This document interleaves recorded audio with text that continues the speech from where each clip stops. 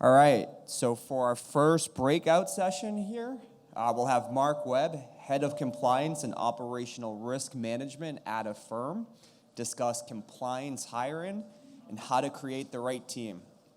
Thank you. All right.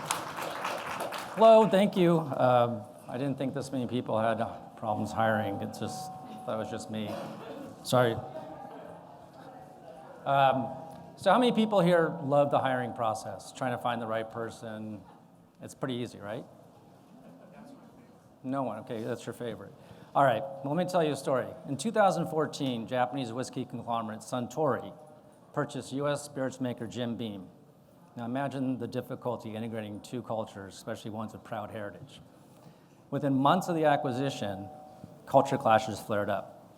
Suntory suggested to Jim Beam that they could make their bourbon better by simply making the water more pure. So Jim Beam, of course, said, that's not how we do it. They felt it was an insult to their centuries-long family-owned recipe and the traditional way of always doing it the way they've done it. On the Suntory side, Suntory decided to put the Japanese whiskey business under the Beam management business. The Japanese employees felt insulted because they had to report on domestic operations to a foreign company, especially one that they owned. The goal, of course, was to blend the two companies, blend their skill and expertise. But what ended up happening was the deal was undermined from the start. Overpromises, lack of governance, overambition. Initially, the interactions between the two companies were seen as insulting until they came to an understanding that they did share mutual goals and culture and intent, and that they eventually came to an agreement, they shared a common objective. So I tell you this story because hiring is just like a merger or acquisition. You have a need, right? You try and fill it. Done well, you get the person, you get the company, and you move forward. Done poorly, it wastes a lot of time and creates unnecessary tension. Oh, that's a big picture of me. All right, steps to building the right team. So the three main reasons why the Suntory-Jim Beam merger did not work are some of the same issues you find when hiring. Lack of planning. So Suntory and Jim Beam, I don't think imagined the difficulty they were going to have with a proud Southern traditional culture and a proud Japanese culture. The companies didn't probably think too hard about how each country would just sort of meld in with each other. The other problem was a difference in management and organization structure. The Japanese company wanted to get reports all the time from their Jim Beam counterparts, and that drove Jim Beam crazy. And I bring this bullet point up because what I found is knowing that your company culture or organization structure is different from the candidates, when you ask them a question and the answer seems a little bit out of context, just keep in mind that it's likely because their structure and where they came from is different. So I always look for how thoughtful they were and how logical the response was. And finally, difference in company culture. So the best example I can give is the Japanese at Suntory, they believe something called Kaizen, which is continuous improvement. Now, Jim Beam, on the other hand, said, well, we're going to rely on our century-old recipe, the Jim Beam family secret. And so those two cultures didn't exactly mesh well. And we'll be talking about culture for the rest of this discussion. So when you're new, you structure for survival. As you grow and your company matures, you structure for growth. And I like this quote because it says when you're new, you do everything you can to survive. But as you grow, you have to start putting more formal structure in place. So try not to just focus on a candidate's skill or experience. How they mesh with your team and the company is as important, if not more important. So it's essential to hire experienced people who are culturally adaptable and who prioritize belongingness to minimize apprehension and resistance from your current employees. I know it's a lot, but this is probably one of the most important things because you bring in people from the outside, your internal employees have to feel like they're still important, they still matter, and are part of the team. Develop a recruiting and vetting process that screens a candidate's competence, candor, and chemistry. And what that means is you want to have a, how do I put this? You want to work very close with your team because when you get to the decision, I think how important the person's character is and how well they mesh with the company is really, really important. And this last bullet point essentially boils down to one thing. Make sure your company and leadership have a no-jerk hiring policy. I could use other superlatives, but essentially, it doesn't matter how smart, skilled, talented the person is. If they don't fit, if they don't get along with the interviewers, if they have some sort of toxic personality, don't hire them. It's not worth it. In the long run, it's just going to make things really, really difficult. So today, we're going to be talking about bringing experienced people from outside your organization into the company, but some of these principles, they apply no matter what stage your company's life cycle is in. So identifying key changes. Identifying your company's inflection point is sometimes not obvious, but there are some signals. One of the signals is you're no longer one product, one person, you're now multiple teams and multiple disciplines. What that means is when you're young, you're starting out, everyone's probably focused on that one product or one service that they're trying to get out the door. As your company grows, you now have multiple teams working on multiple projects. You have some people working on themselves on multiple different products and services. And so it becomes much more complex to navigate and know who to go to. When you're young and small, the complexity is everyone's focused on this one product, which as you iterate your products or your services, it becomes more complex. And especially at Affirm, some of our products are starting to look like a bank. And as much as we don't want to be a bank, it's inevitable, right? If you're doing lending, this is sort of what happens. So, and the last part is communication barriers. So it becomes harder to communicate as you get bigger. When you start, you know exactly who to go to. You know exactly the person, where they sit. For any questions or answers, you know to go to that person. But as you get bigger, your teams grow. You move to multiple floors. You move to multiple buildings, and in some cases, multiple geographies. And I read, I think on the plane, that someone did a study where if you're 8 meters or more away from somebody, the communication drops, the efficiency of the communication. So imagine if you're in a different floor or a different company, a different geography, how difficult it is to communicate. So when change happens, we can no longer just focus on internal talent and rely on them to ramp up. You have to bring in people with experience from the outside who have that topical experience or the experience that you're looking for. So I like this quote. Organizations today need to appeal to the most multi-generational workforce in history. Baby boomers are not retiring at 65. Millennials, driven by a sense of purpose and collaborative culture. These two workforces give a company an opportunity because as your company expands and grows, the makeup of your workforce changes, and it gives a company an opportunity to start thinking about how to make a work environment something that is appealing to everyone in the company. So when I first started at Affirm, we had all these company outings. As we grew, we tried to make them more diverse. So they used to all sort of be focused on indoor nighttime activities where maybe people are doing some drinking. But now we've actually had 2 outdoor hiking activities just to make it more accessible to everyone. Companies need to encourage the right behavior and quash the negative ones. So there's behaviors that help, and there's some behaviors that hinder. So one way to enforce positive is to constantly model and talk about that change and the growth still anchors your company's mission. That's really important. So Affirm's mission, for example, is we want to build honest products honest financial products for customers. Even as we grow, we all still anchor to that mission because that makes it really important. That helps people at least share an understanding of mutual goals.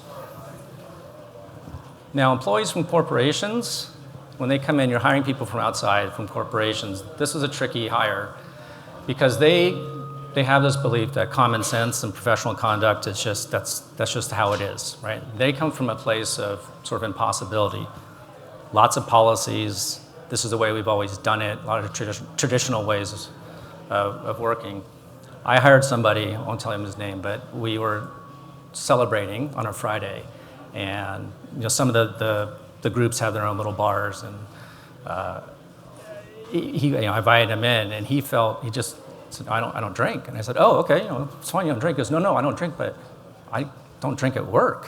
And I had to tell him, it's okay, this is what this company does. It's actually to slowly bring him along, and it was actually, it was very sweet, I thought. So hiring managers, people from corporations, they're going to need a little bit more handling. It's a tricky transition for them. Again, they're coming from this place of impossibility to almost absolute freedom. Now, hiring people from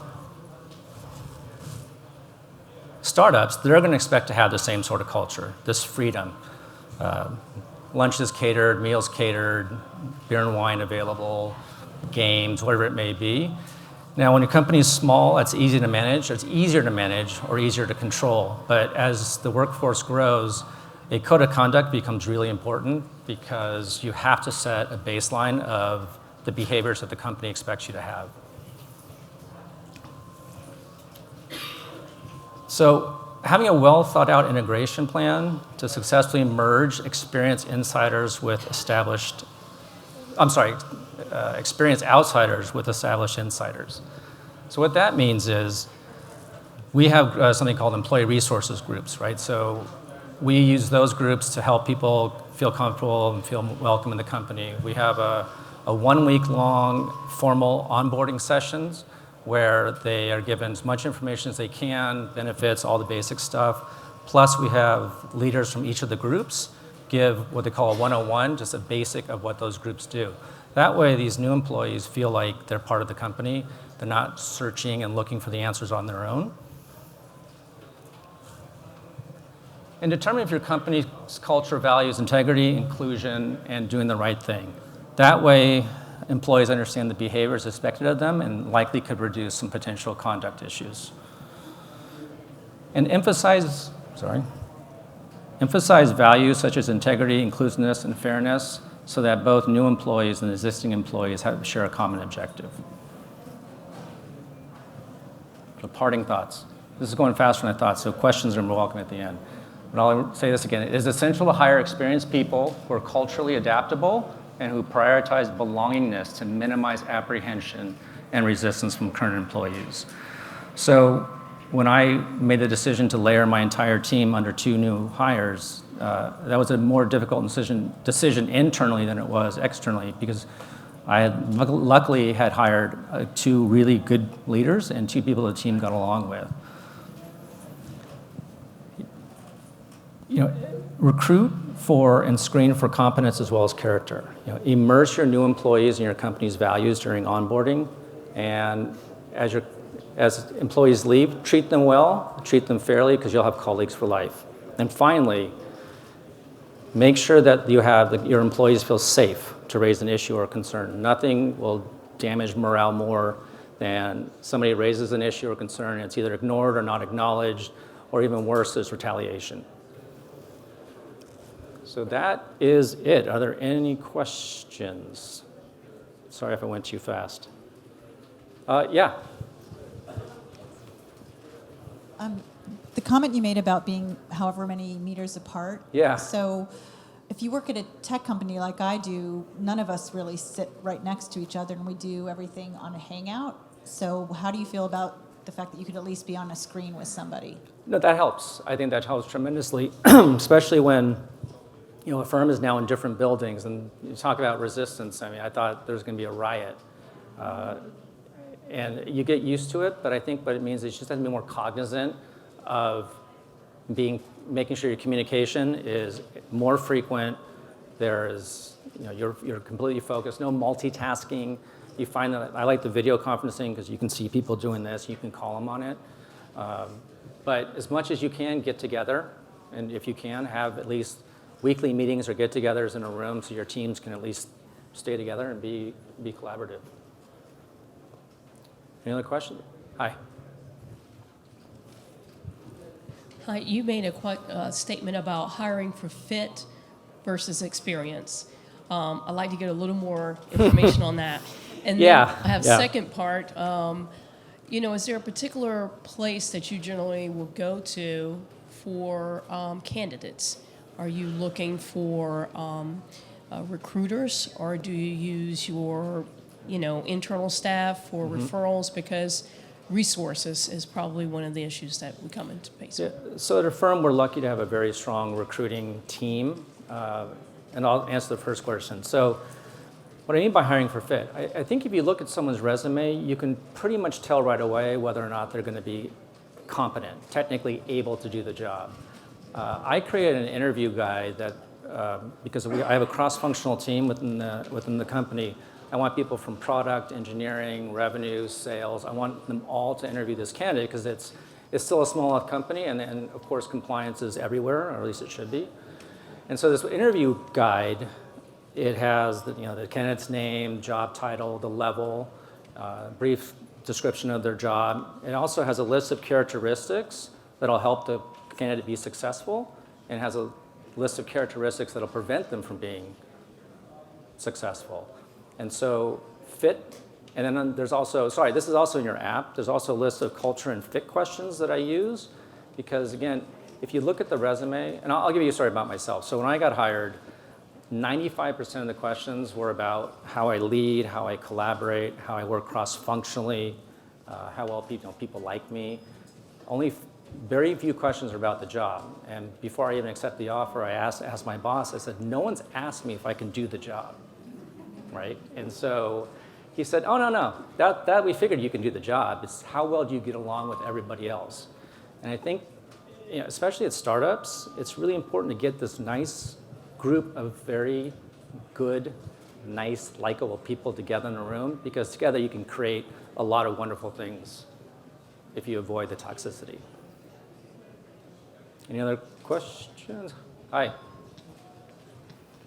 This could be a plant, because I know you. Hi, I've seen some companies use personality testing in order to line up individuals and culture. What's your take on that? So I'm not a fan of Myers-Briggs because I think there's like 1,800 different variations that you're supposed to memorize with the other person. We did bring in a company. They did some, I think, a color test or disc. I like it. It's really good, I think, but the whole company has to take it. When I've seen happen when I was at Wells Fargo, they only gave leadership or management these personality tests or these color tests. So it's not effective. Right? So if you're going to do it, make sure the whole company has it, and make sure that it's shared, because if I'm red and somebody's blue or green or yellow, whatever it may be, if the other person you're sitting next to hasn't taken it, then it's not effective. But I think it's good. Just keep the variables small. Hi.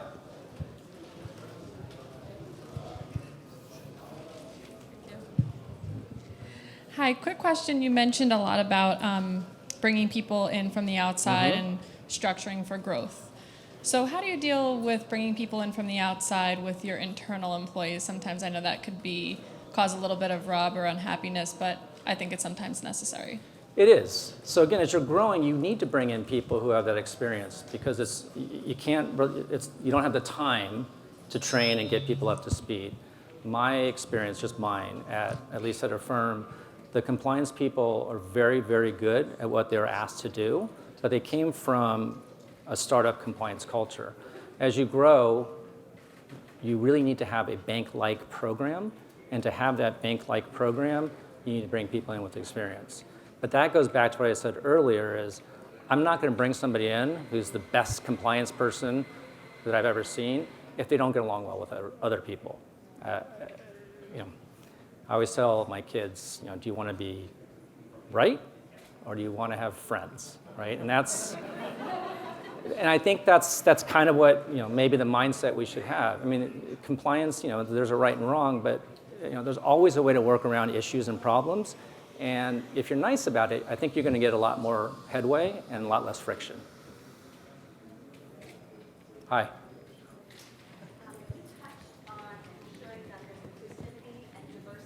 Mm-hmm.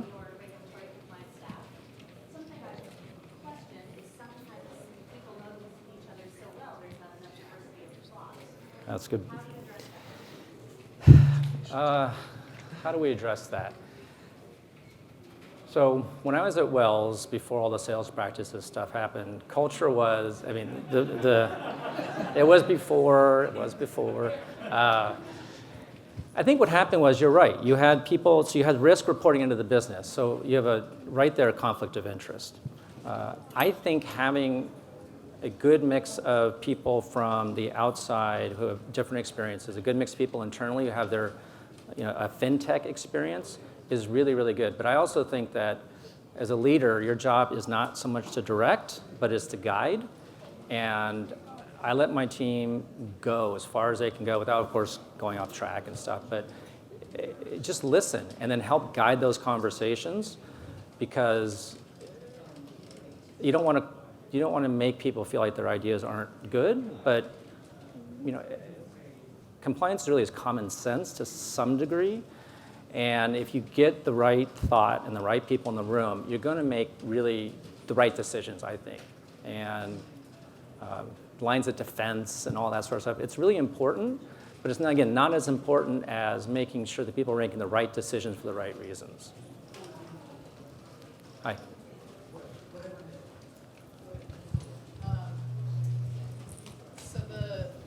Thank you. So hiring for cultural fit can often conflict with diversity goals, in that oftentimes if folks are looking for a cultural fit, they often think of that as looking for someone who is like them.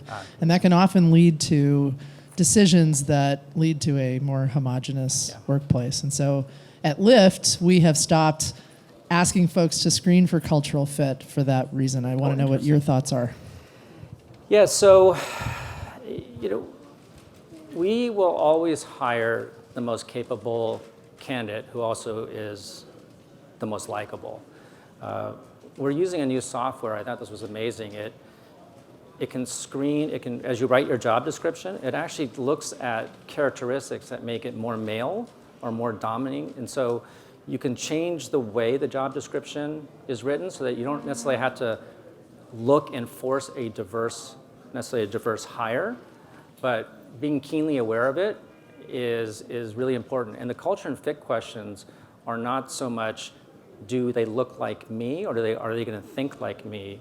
It's how well do they really are they able to be nimble and agile enough when faced with a problem or a conflict, how they handle that conflict and how they handle that problem is really important, versus having everyone look the same, everyone think the same. I'm lucky, I guess. I have operational risk and compliance reporting into me. And I like that because it does have a diversity of thought in there. And I'm actually a victim of what you said, because 2 of my key hires are from the same company, and they almost brought in somebody else from the same company. And I had said, there's too much, because I think that's what you get. You get sort of that group think, that's like, this is how we did it here, maybe we should do it here. But that's a really good point. I'm glad you brought that up. Any other questions? I'm around if you have any specific ideas or feedback. Okay, thank you.